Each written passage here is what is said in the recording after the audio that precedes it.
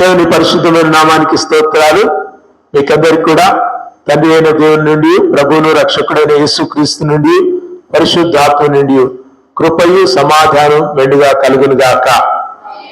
Wish you all a very happy resurrection day. మీకందరికి కూడా ఈ యొక్క పునరుద్ధాన దిన శుభములు మెండుగా కలుగునుగాక.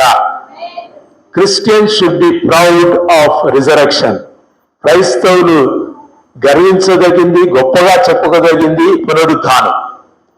There is no resurrection any philosophy. ఏ రకమైనటువంటి తాత్విక గ్రంథాలలో తిరిగి లేచినటువంటి ఈ యొక్క అనుభవము మనకెక్కడ కనబడదు. So we are so happy to say క్రీస్తు జననం గురించి, కన్య మరియ గర్భమందు ఆయన జన్మించిన ఆ సత్యాన్ని బట్టి మనం ఎంతగా ఆనందిస్తామో, అలాగే క్రీస్తు యేసు ఆయన తిరిగి లేచాడనేటటువంటి ఆ సత్యాన్ని బట్టి ప్రభునందు మనం బహుగా ఆనందించవలసిన వారమైనాం. So we need to rejoice in the good news, the gospel. Gospel అంటే సువార్త. గాస్పల్ సువార్త. ఏమా సువార్త? యేసు మీ కొరకై జన్మించాడు. రెండవది, యేసు మీ కొరకై మరణించాడు. మూడవది, యేసు మిమ్మును తిరిగి లేపుటకు సమర్థుడని ఆయన తిరిగి లేచుట ద్వారా ప్రకటించాడు. 3 విషయాలు జ్ఞాపకం చేసుకుందాం.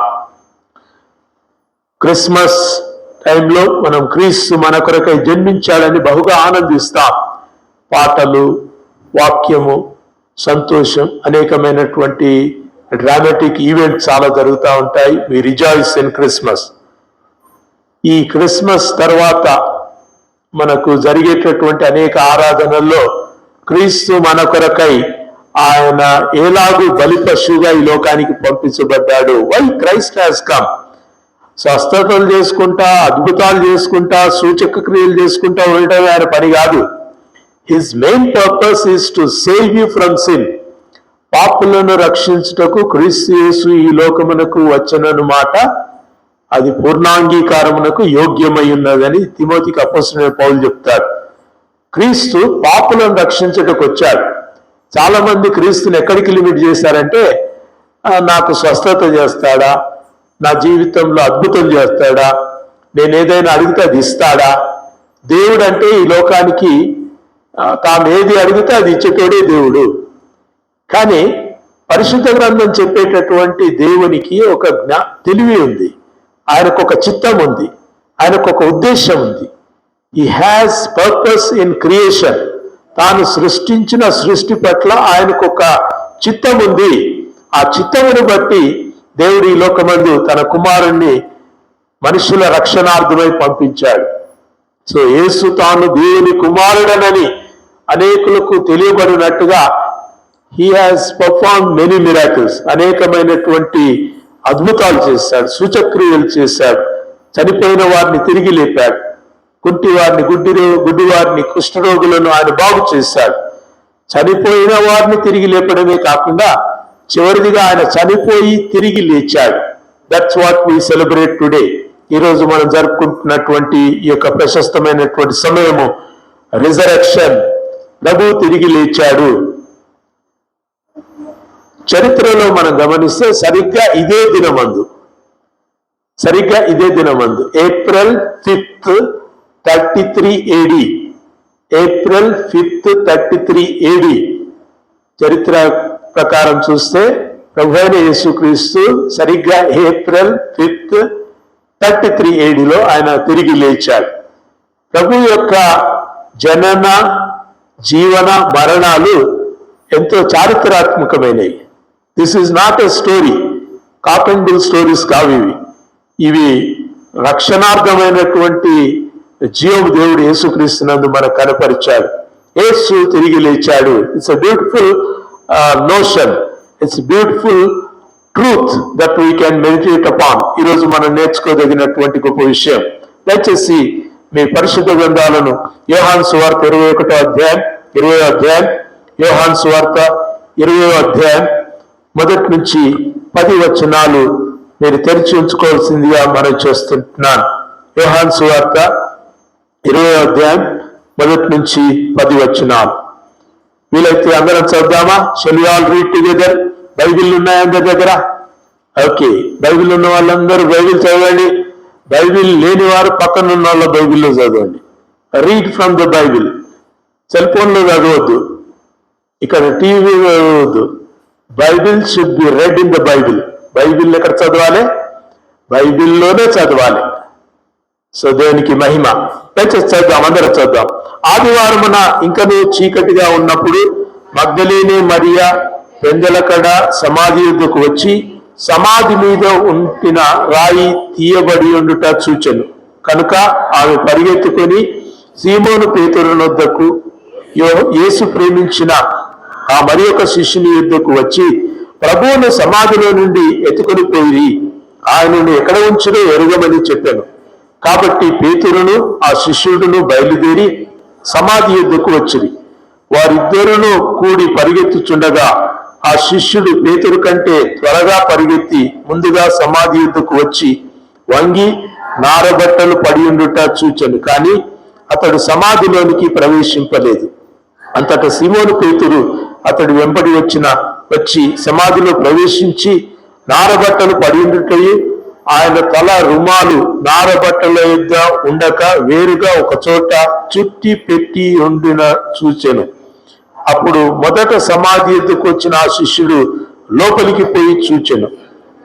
ఆయన మృతులలో నుండి లేచుట అగత్యమను లేఖనము వారందరూ వారిక్కను గ్రహింపకపోయిరి. అంతటా ఆ శిష్యుడు తిరిగి తమ వారి యొద్దకు వెళ్ళిపోయిరి. దేవుడు తన వాక్యాన్ని మన వెనికిడిలో దీవించునుగాక. విశ్రాంతి దినము గడిచిన పిమ్మట అని మత్తయి సువార్తికుడు రాశాడు. యోహాను సువార్తికుడు నేరుగా ఆదివారం అని రాస్తున్నాడు.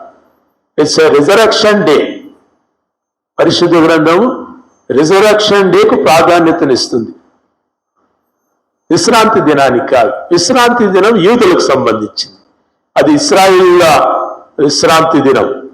వారి కట్టడలు, నియమములు, ధర్మశాస్త్ర సంబంధమైన ఆజ్ఞలు పాటించే వారికి విశ్రాంతి దినం.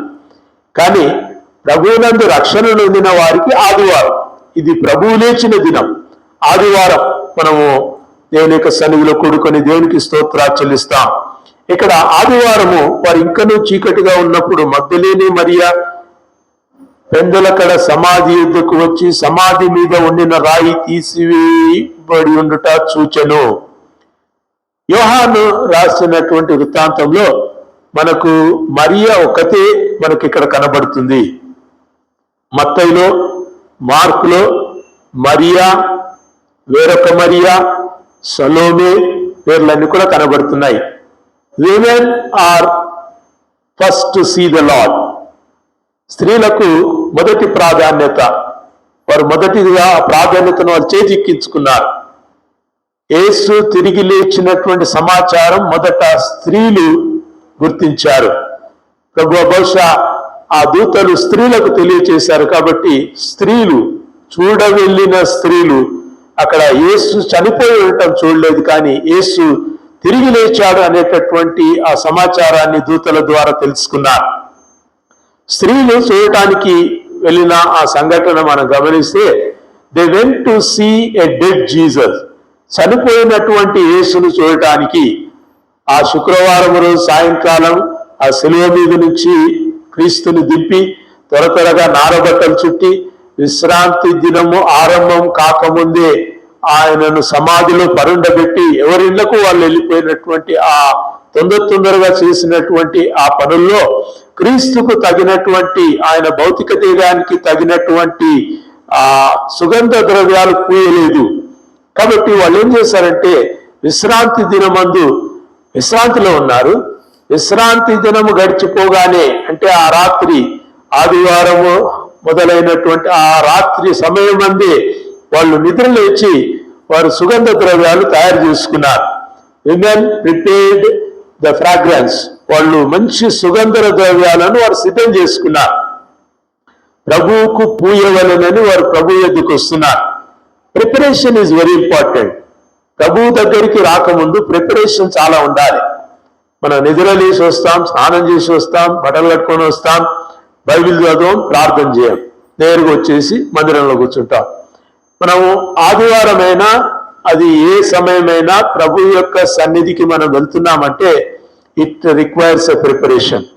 స్త్రీలు యేసును చూడ వెళ్ళారు, కానీ వారు చూడవెళ్ళినటువంటి యేసు ఎవరంటే చనిపోయిన యేసు. ఇక్కడ ఒక వింత మనకేం కనబడుతుందంటే, చెప్పబడిన శిష్యులు స్త్రీలు యేసు తిరిగి లేచాడనే వార్త నమ్మలేకపోతున్నారు. ఏ సమాచారం తెలియనటువంటి ఈ శాస్త్రులు, పరిసయ్యులు, పండితులు వీళ్ళంతా కూడా యేసు తిరిగి లేస్తాడంట, కాబట్టి ఆయన రాతికి ముద్ర వేసి కావలి వాళ్ళను పెట్టి వాళ్ళను యేసు బయటికి రాకుండా చూడాలని వారు ఆ మాటను నమ్మారు. ఎవరు నమ్మాలో వాళ్ళు నమ్ముతలేరు, ఎవరు నమ్మవలసినటువంటి అవసరం వాళ్ళకైతే లేదు, వాళ్ళు నమ్మారు. సో దట్ ద పారాడాక్స్ మనం ఈ లోకమందు చూస్తున్నటువంటి గొప్ప విచిత్రం, వైచిత్రం ఏంటంటే, ఎన్ని మార్లు ప్రభువు చెప్పాడు, మనుష్య కుమారుడు మనుషుల చేతికి అప్పగించబడి పలు శ్రమల నుండి, ఆయన శిలువ మరణం నుండి ప్రాణం పెట్టి, ఆయన ప్రాణమును రక్తం కార్చి ఆయన చనిపోయి తిరిగి లేస్తాడు అనే మాట పలుమార్లు ప్రభు శిష్యులతో చెప్తే వాళ్ళ జ్ఞాపకం లేదు. కానీ ఒకసారి విన్నటువంటి శాస్త్రులు, పరిసయ్యులు, సద్దుకైలు వాళ్ళు ఏమనుకుంటున్నారంటే యేసు తిరిగి లేస్తాడంట, కాబట్టి వాళ్ళు ఆ రాజు పిలాతు దగ్గరికి వెళ్ళి మాకు 3 రోజుల వరకు సెక్యూరిటీ ఇవ్వండి. ఏం సెక్యూరిటీ? బ్యాంక్ సెక్యూరిటీ కాదు, ఇండ్లకు సెక్యూరిటీ కాదు, సమాధికి సెక్యూరిటీ. సమాధికి ఒక భద్రత కల్పించండి. ఏం చేయాలి? దానికి తాళం వేయాలి. ఎవరైనా సమాధికి తాళం వేస్తారా? దానికి గొల్లెం ఉంటుందా? అయినా కానీ వాళ్ళు ఆ రాజముద్రను తీసుకుని వచ్చి సమాధికి సంకెళ్లతో సమాధిని కట్టి ఆ సమాధిని వారు భద్రం చేయటానికి కావలి వారిని ఉంచారు. ఎందుకు? They believe that Jesus rose. యేసు తిరిగి లేస్తాడు కాబట్టి జాగ్రత్తగా ఉందామని ఆ బోధకులు, అక్కడ ఉన్నటువంటి పరిసయ్యులు, సద్దుకైలు నమ్మారు. దేవుని బిడ్డలారా, నేటి దినాల్లో మనం అన్వయించుకుంటే మనము ఏమి నమ్మాలి అది నమ్ముతలేము,